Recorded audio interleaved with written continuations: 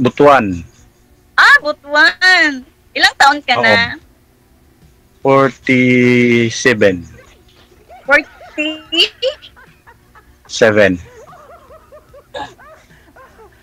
47? Ahid ka lang sa akin ng isang taon. Hiwalay po kayo? Hindi po. My wife passed away last March. Ilan anak? Ilan anak niyo pala? 2. Sa akin naman po, 2 din pero may mga trabaho na sila. Malalaki na pala yung kayo. Malalaki na. Yung sa akin, isang 13, tapos isang 11. Babae lalaki. May babae ka? Back to nanay ka ngayon, ma'am. Babae yung panganay ko. Panganay mo. Natatakot ka, sir? Wala naman. Parang kinakabahan ka. Hindi Ilang takot mo, halatang halata, oh. Hindi naman. Basta, Medyo tense lang. medyo, Ako basta, na type ito eh. Di ako na basta excited ano nga. basta patay na po yung asawa niyo, sir, ha? Namatay na po talaga, ha? Oo.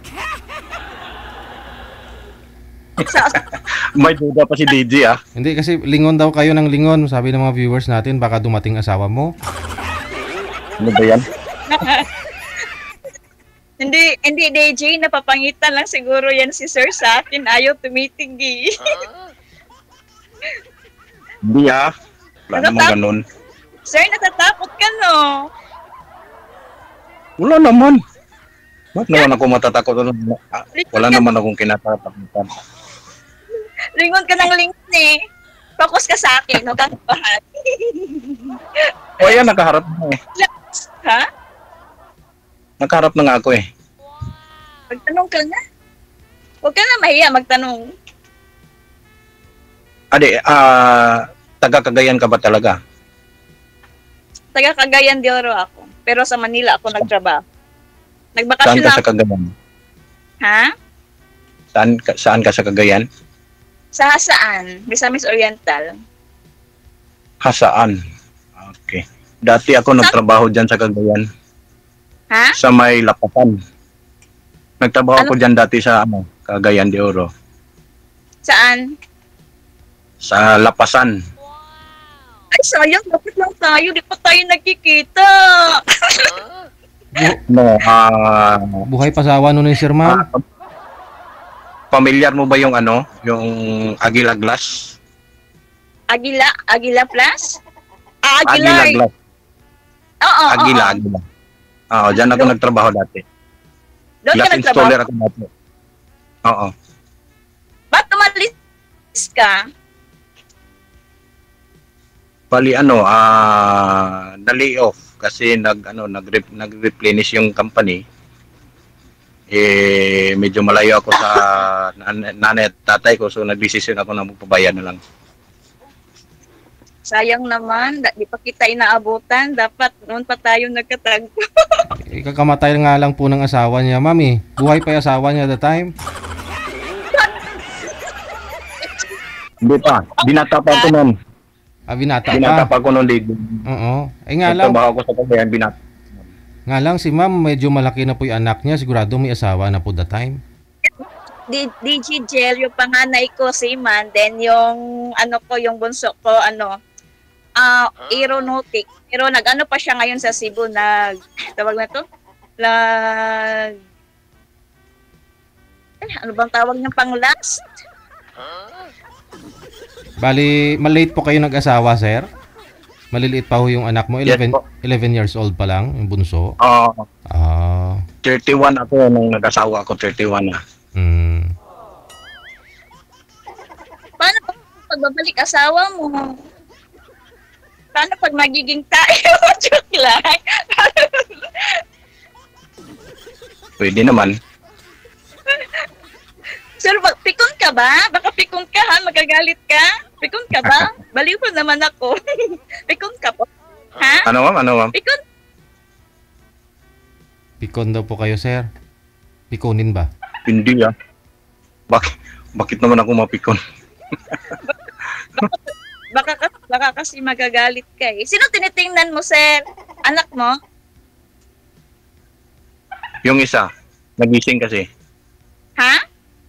Yung babae ko, Bakit? nagising. Babae mo na... anak, babaeng Na anak. anak. Okay. Magagalit? Ah, Magagalit? Kala ko sinong babae. hindi naman. Yo? Na ano lang, na nalimpungatan lang kasi ano, sino daw yung kausap ko. Kamu bago mong mama. Dapat nagpaalam ko pag magagalit anak mo. Bagong mama na ba, DJ? Never ka pa ba nagka-girlfriend? Ako na lang mag-open. Ayaw mo naman mag-open. Yung asawa ko, yung first and last love ko, So hindi ka na magmahal ulit, sir? depende sa takbo ng buhay. Kasi kakamatay pa Kung lang. papalapit, Bali, 9 months pa lang, no? 9 months pa lang na... Ano kinamatay ni misis mo? cardiac arrest po, DJ. Oh, malayo po kayo sa kanya that time? Si ma'am naman, Matagal okay na naman si ma'am. Matagal na Ilan ako pa? hiwalay. 2009 pa din. Until na, wala pa akong nahanap. Anong nangyari? Anong nangyari? Bakit nagkahiwalay? OFW po asawa ko. Tapos, Electrician po siya doon sa Riyadh. Nag-asawa siya ulit nagkasakit siya noon eh. Kasi dumugo daw ilong niya. Nagkasakit siya noon, tapos yung nurse na nag-alaga sa kanya, ayun, naging sila. Pilipina din. Pinalitan. Pilipina din yung nurse niya. Yes po. Pilipina. Hmm. Nagpaubaya ako. Pero may pinirmahan kami na hindi ako manggulo sa kanila kasi may anak na sila eh. Hindi ako manggulo basta yung mga anak ko. Tapusin. Walang gulo. Pinatapos niya mga anak ko. Kasal po kayo, ma'am? Sumakabilang bahay pala yung mister mo. Oo. Ba? Sumakabilang lugar. Sumakabilang bahay or sumakabilang lugar. Wala. Walang signal. Bali, ano po yan, ma'am? Ano po yan? Signal yun. Galaw-galaw naman, sir. Tanungin mo naman ako. Kasal po kayo, sir. Ma'am, kasal po kayo ng asawa mo? Kasal po, DJ. So ngayon, doon niya nakilala sa Saudi yung nurse na yon. So nagsama sila doon? Nagpakasal din sila, ma'am? Nagpakasal sila doon? Nagpakasal sila doon sa Riyadh pero picky lang. Picky yung kasal nila. Basta lang may maipakita sila na hindi sila, pag magsama sila, hindi sila mahuhuli doon. Pero hanggang doon lang yung nila, yung tawag nito, yung nakasal nila hanggang doon lang. Sa marriage contract nila hanggang doon lang. Pero pag dito na sa Pinas is not valid na yun. Nagsama na po ba sila dito sa Pilipinas, ma'am? Nagkaroon sila ng anak dito? Matagal na. 2009 kasi nag-abroad yung ko, DJ. Hindi, tanong ko kung may anak na po sila dito, ma'am. Nagsama na sila? Meron na, dalawa. Dalawa silang anak. May dalawa silang anak pero yung mga anak nila nandito sa Manila. Okay.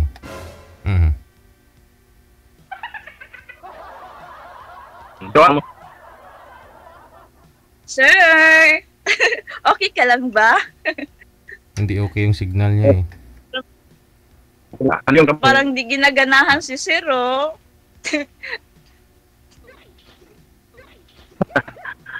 Nakadik. Video tense lang kasi Parang first may timer lagi kang tinitingnan sa gilid. Siguro may kinatakutan ka, no?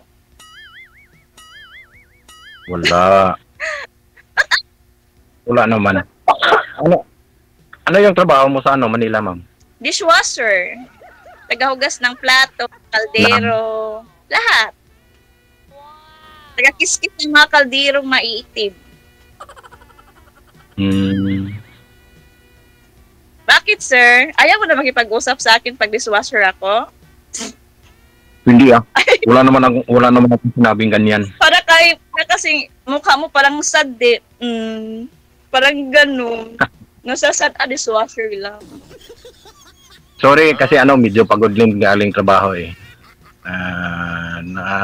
Medyo busy ngayon. Nararo ako kanina, pagod din ako, pero excited ako makipag-usap dito. Kanina pa nga ako nag-download ng Viber, pero salang agad. Ang swerte mo naman, nasalang ka agad. Salang ako agad, syempre. Pinapanalangin ko na sana makahanap na ako ng So, nasa Manila kayo ngayon? Ma'am, nasa Manila kayo ngayon? Di ko wala. On and off ang boses. Mahina kasi yung signal ngayon. Kasi Mahirap lang. Makulimlim dito sa amin.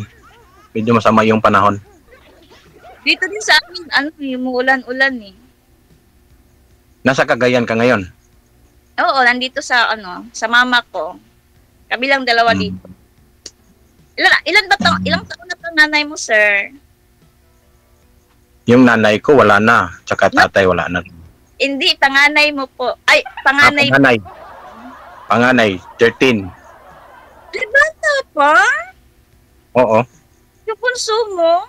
11. Nasabi 11. niya na kanina eh. Hindi nakikinig si mami. Ako na lang mag-alaga sa anak mo, sir. Okay naman ito yung anak ko. Siguro isip mo. Wag lang po ipakita, sir. Bawal po dito ang bata. Bawal. Sorry po. Mapuputol live natin. Yung Siguro isip mo, willing ang pain na to, nangunguna naman. Di nga ako nagsasalita eh. No. willing ka ba talagang mag-alaga ng anak ko? Back to zero ka ngayon, ma'am. Malaki na yung mga anak mo. Gusto ko. Alagain to kasi autism siya. Yung panganay mo, sir? Yung bunso ko. 11 years old na. Oo. Hindi mo pinatherapy? Ilang taon? Ay, wala, sir. Di na yan sa ama niya. Pero nag-aaral po yung anak ninyo, sir. Wala na sa ngayon kasi wala nang makatingin sa sa eskwela kasi wala na yung misis ko eh. Eh, paano yan? Eh, pag magtrabaho kayo, sino nagbabantay? Mga manugang ko. Ah. Andito yun. Dito nga ako nakatira sa kanila ngayon. Sa manugang ko. Manugang mo? Biyanan? Mga biyanan. Ah. Kala ko nag-asawa ng panganay mo. Hindi nag-aral mo? Dati nag-aral to. Ngayon yung wala na yung nanay nila wala nang makatingin sa kanya sa eskwela kasi alagain nga kasi autism. Sayang ma. Yung biyanan mo, sir, hindi nakayang ihatid sundo sa school? Medyo na rin DJ, medyo may edad na po yung dalawang mga biyanan ko.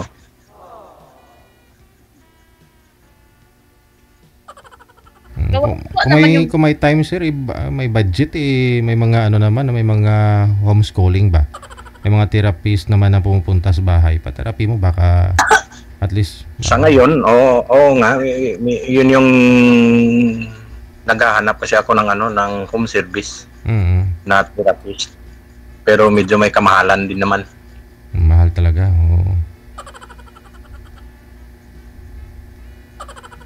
Sayang yun, sir, napahinto. Si ma'am parang inaantok na.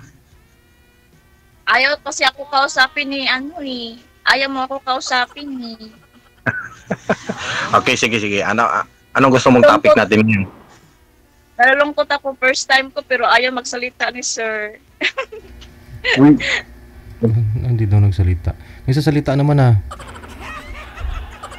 Bakit naman kung babae na to? Bakit yung binigay ni DJ sa akin? No! Ganun isip mo, no?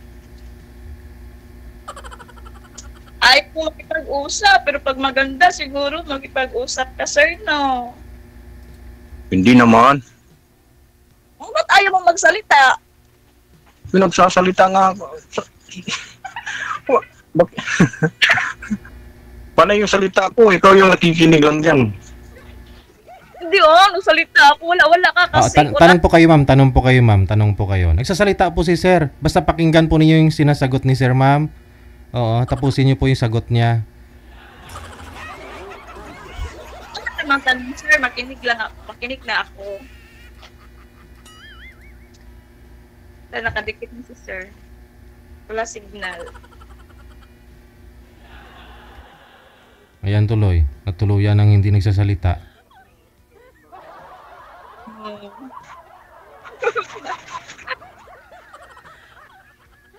Ay, akala ko iniwan mo ako sa iris. Iyak na sana ako. Hindi Ano kasi ma'am, mahina yung signal ngayon. Mahina yung signal namin kasi ngayon. Masama yung panahon dito. Medyo makulimlim tapos malakas medyo ang hangin.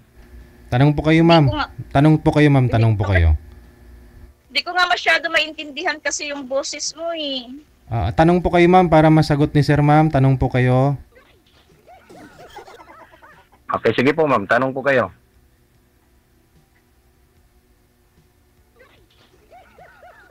Mahina din kasi yung signal niya. Kasi malikot ang kamay. Hindi niya magalaw ang cellphone niya. Ayan, nagko-connecting. Salitan silang dalawa. Pinagtagpo nga talaga silang dalawa ngayong gabi.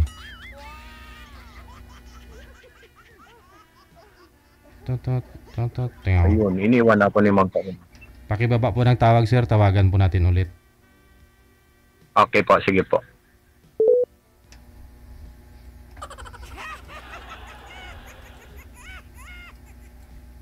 Hindi sila nakafocus sa usapan nila eh. Naitanong na nasagot na tatanungin ulit ni girl. Tinanong niya na kung ilan yung anak, ilang taon. O sinabi ni sir kanina tapos tanungin niya ulit.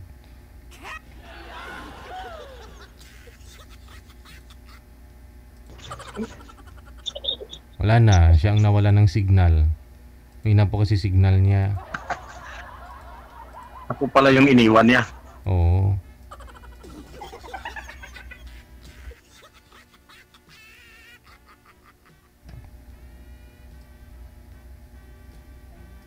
Ayun na lang po sir, no? I-PM mo siya sir ha, connected kayo sa isa't isa.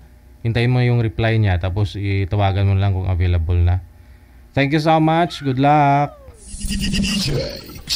Thank you.